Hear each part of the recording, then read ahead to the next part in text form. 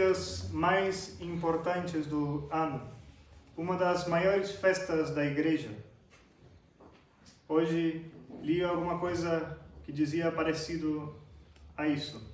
Dos céus desce à terra a maior beleza.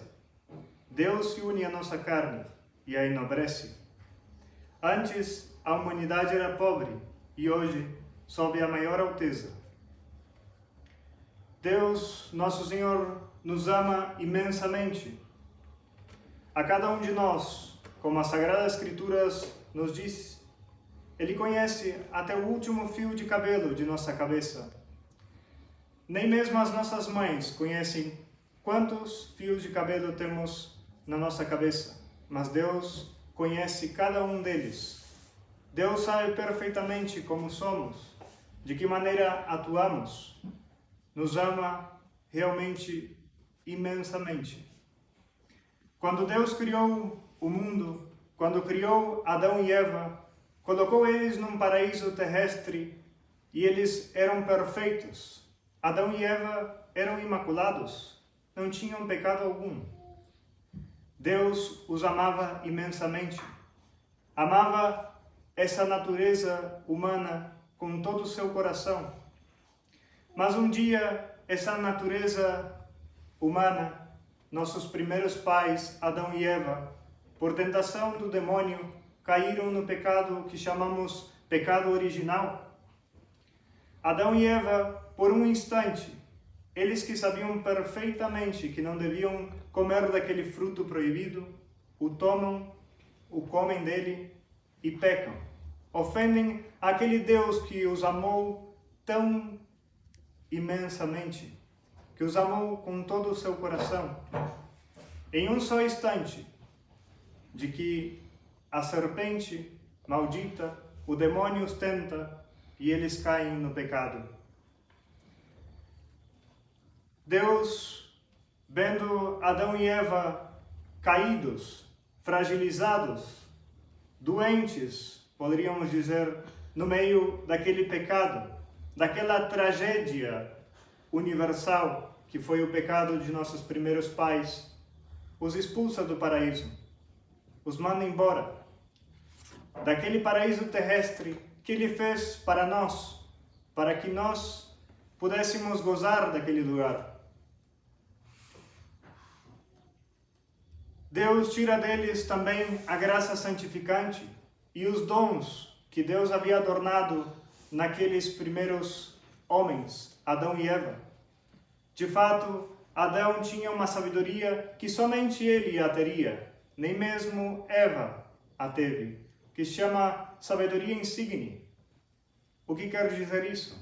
Adão nomeou cada espécie dos animais, cada espécie das plantas, cada espécie dos minerais, cada coisa o nomeou Adão.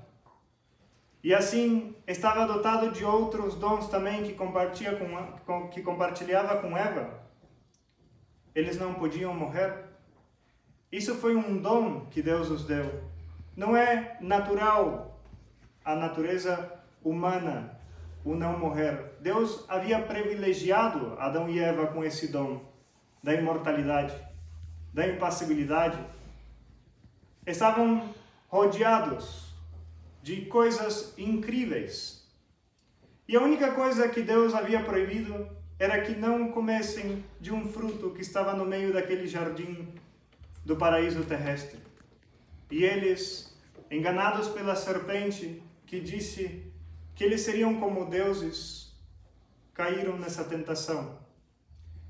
Na tentação de um preceito que era tão simples, não tomar de um fruto e comê-lo. Nós a isso olhamos e vemos como algo tão pequenino. Adão e Eva tinham perfeito conhecimento, muito mais do que nós podemos ter, do que é ofender a Deus, do que é um pecado. Mas a serpente os enganou. Os enganou dizendo que eles seriam como deuses, que Deus estava mentindo para eles.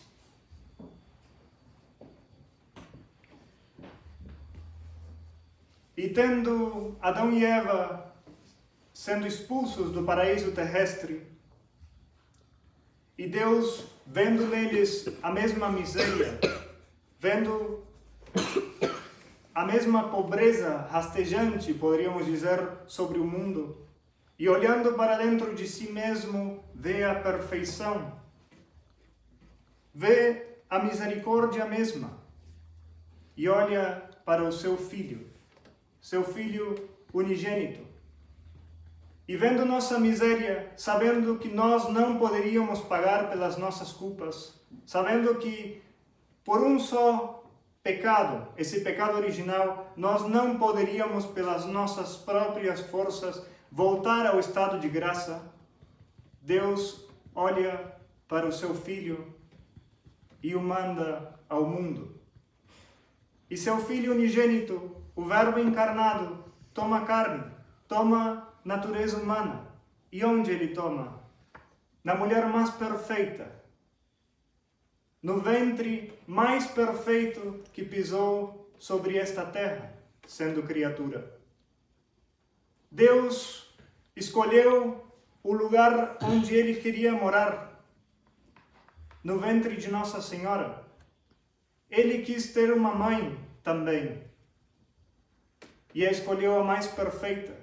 Desde toda a eternidade, não poderia criar criatura dentro da sua onipotência divina mais perfeita do que Nossa Senhora. E ele a criou, a preparou de maneira perfeita, porque queria um tabernáculo imaculado para nascer. Ele vinha para redimir-nos, para romper isso que a serpente maligna fez no paraíso, devolver-nos a graça santificante, devolver-nos a entrada ao céu.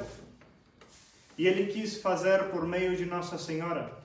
Ele o quis fazer por meio de sua mãe, que junto a ele se uniu ao mistério do que chamamos a corredenção, a redenção do gênero humano.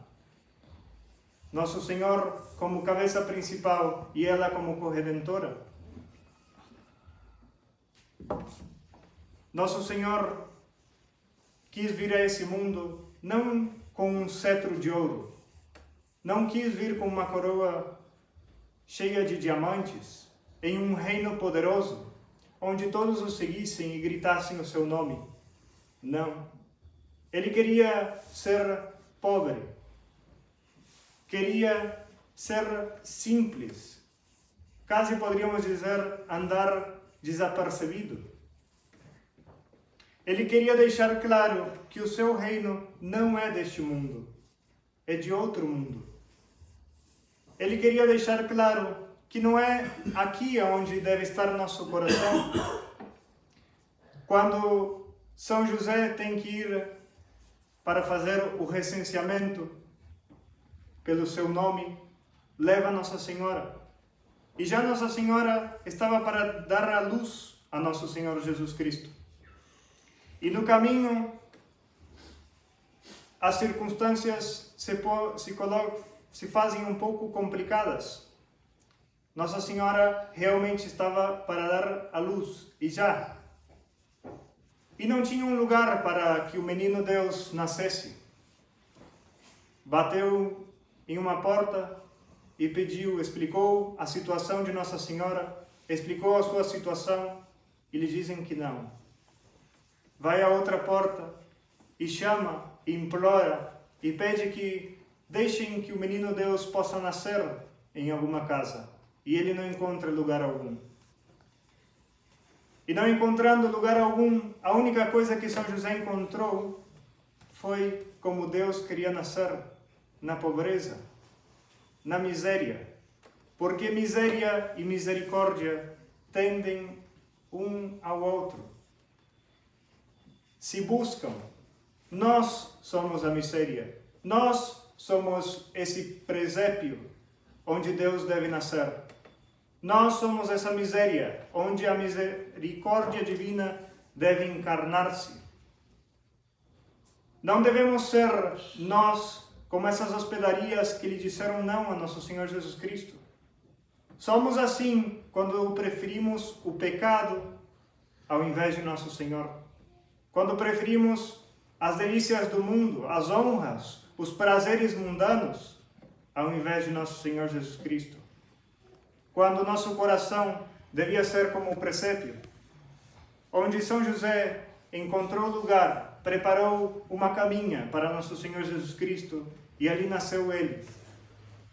No meio, rodeado de animais, mas não só de animais, estavam lá os anjos, toda a corte celeste, e estava o maior tabernáculo que pisou sobre a terra, sua Mãe Santíssima. Não fazia falta nenhum palácio, nenhuma outra casa, era ali onde o menino queria nascer. Nos braços de sua Mãe Santíssima. Não importava se o lugar era pobre. E veio nosso Senhor Jesus Cristo, nasceu, como hoje nasce, e deve nascer não só simbolicamente, senão que verdadeiramente deve nascer em nossos corações. Devemos olhar o que fizemos durante este ano. De fato, antes do Natal, antes de vir o dia 25 de dezembro, vem alguns domingos que nós chamamos de Advento, que é o tempo de preparação para o nascimento de Nosso Senhor.